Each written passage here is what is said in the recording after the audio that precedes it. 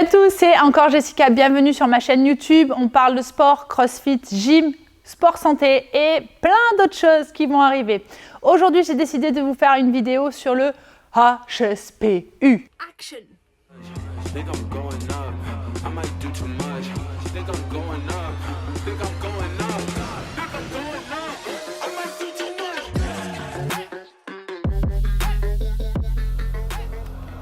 À droite, à gauche. Ah non, tu veux... What? Marcel, are you playing with Monica's shoes? Un pas vers ta droite. Merci. C'est malin, hein? C'est malin! Eh, salut les petits hipsters. Petit message du monteur, on en est là. Jessica, elle prend mon intro, y a pas de problème. C'est pas grave, la vidéo continue. Voilà.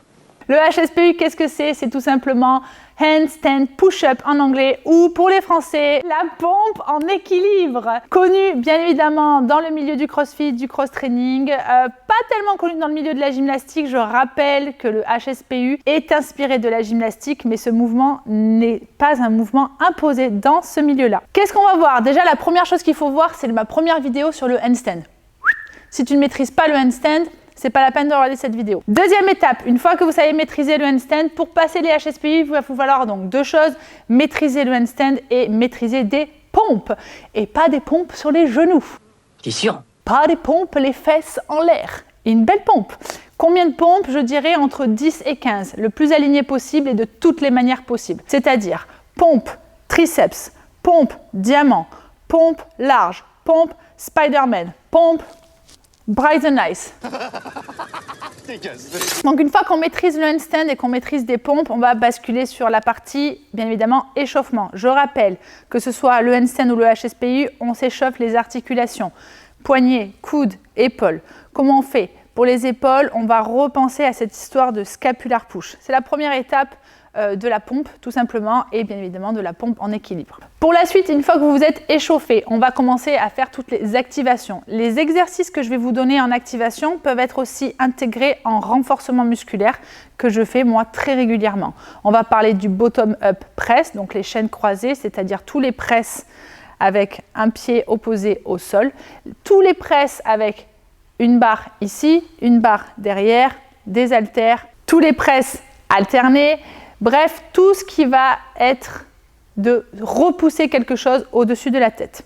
Une fois que vous avez fait toute cette activation et que vous avez énormément travaillé, donc ce placement, c'est-à-dire de presser coude en avant et bien aligner le corps pour finir en équilibre, je le montre quand même de profil, pas comme ceci, mais comme cela. On va commencer à passer au vrai mouvement. J'aime bien commencer par le pike HSPU. Le pike HSPU, on peut le faire de deux manières. On peut le travailler au sol, et on peut ensuite le travailler les pieds sur une box. Si vous débutez, je vous conseille de commencer au sol. Attention, le pike HSPU, j'aime bien passer énormément dessus. Pourquoi? Parce que souvent, il est assez mal exécuté.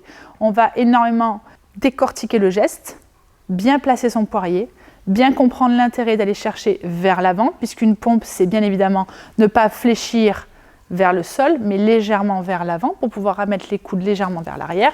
Ça fait beaucoup de légèrement. Et une fois que vous avez compris donc bien le placement, on va finir son pike avec le bassin au-dessus de la tête et finir l'engagement de la tête entre les épaules. Le pike au sol, on passera ensuite au pike sur la boxe et j'aime bien intégrer tous les mouvements de tempo. Pourquoi? Parce que ça va vous permettre de développer de la force. Donc je vais me mettre en poirier, les pieds sur une boxe, et commencer à descendre vers l'avant. Le fait de ralentir le geste, ça vous permet de décortiquer la technique et de mieux l'appréhender et de créer un bon schéma moteur. Pike HSPU, bien évidemment c'est en strict, on descend, on pose la tête, on repousse d'une manière verticale et on cherche l'alignement. Une fois qu'on a maîtrisé le pike HSPU, je vais vous demander de faire exactement la même chose mais d'une manière un peu plus réaliste. C'est de monter en équilibre et de travailler la descente d'une manière contrôlé, qu'on appellera le excentrique HSPU. Je le mets chaque semaine dans ma programmation Extra Gym. Ça permet vraiment aux gens de décortiquer le geste, de faire beaucoup moins de répétitions et d'une manière un peu plus qualitative et donc de développer vraiment de la force. Une fois que vous avez maîtrisé le excentrique HSPU, je vais vous demander exactement la même chose d'une manière concentrique. Vous êtes la tête au sol, en position de poirier, les pieds contre le mur, et on va essayer de repousser le sol. Si vous arrivez à faire cet exercice, bien évidemment que vous savez faire le HSPU strict. Donc on peut travailler ces deux manières. Départ en équilibre, départ tête au sol. Les deux seront utilisés. Moi, je l'utilise constamment. Ça permet de varier ces entraînements, de les rendre beaucoup plus ludiques. Une fois que vous avez maîtrisé le travail en excentrique et le travail en concentrique, normalement, vous devez avoir votre pompe en équilibre. Bien évidemment, ça va prendre du temps. Là, je vous ai donné des étapes, tout ça en 5-10 minutes. Vous imaginez bien que ça ne va pas marcher comme ça. Ce n'est pas en maîtrisant ces mouvements en 5 minutes que vous allez maîtriser un HSPU. Ça va prendre des semaines, des mois, voire des années. Ce qui est sûr, c'est que si vous avez, dès le départ, un mauvais positionnement, vous ne pouvez pas arriver à faire des HSPU. Ou sinon, vous pouvez éventuellement en faire quelques répétitions et bloquer d'un point de vue mécanique. Si vous bloquez là-dessus, c'est qu'il y a des étapes à revoir dès le début. J'espère que les vidéos que je vous aurai mis vous auront aidé. Pour moi, elles sont primordiales et j'ai quand même un petit challenge pour vous, pour ceux qui pratiquent les HSPU, c'est de faire un Death by HSPU. Qu'est-ce que c'est? C'est tout simplement de se dire, je sais faire des HSPU, strict ou keeping. On parlera du keeping plus tard. Je sais en faire, mais jusqu'où je suis capable d'en faire? J'en fais une, je m'arrête.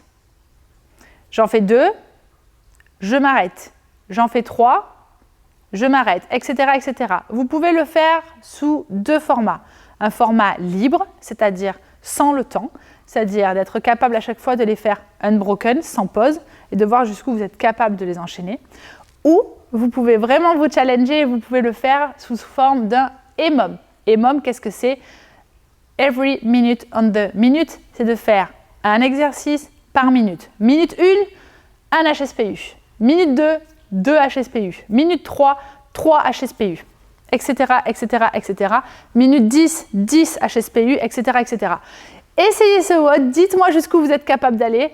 Et pour ceux qui m'auront battu, je vous envoie un cadeau. Non, je déconne. Je rappelle une dernière chose. Si on ne maîtrise pas le handstand, on ne regarde pas cette vidéo, on ne tente pas ces HSPU. On travaille d'abord le handstand et un maximum de pompes pour développer de la force. J'espère que cette vidéo vous aura plu. Je vous rappelle que sur mon site www.jessicaveter.fr, vous pouvez retrouver un tas de packs et notamment le pack HSPU pour avoir sa première HSPU en strict ou en keeping. Elle est directement dans la section pack sur mon site. Vous pouvez aussi retrouver la routine gym, j'en avais déjà parlé, qui va vous permettre de travailler le handstand. Je vous dis à très vite. N'oubliez pas de vous abonner pour pouvoir recevoir un maximum d'infos et de recevoir plus de vidéos. À très vite, bougez pas. Vas-y. Ben voilà. Ah, c'était ça.